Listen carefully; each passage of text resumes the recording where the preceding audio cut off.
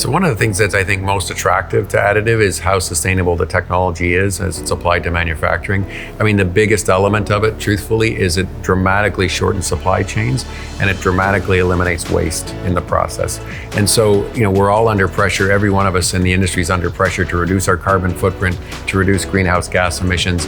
I can't think of any other manufacturing technology that could have this big an impact.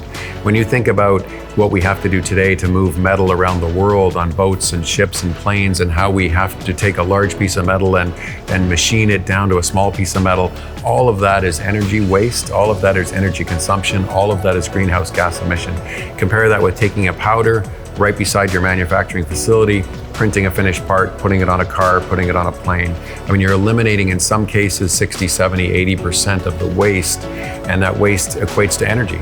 And so, if your carbon footprint is 100 and you shift to an additive environment, you can reduce your carbon footprint by 70 or 80%. And I think that's what makes additive an incredibly sustainable business.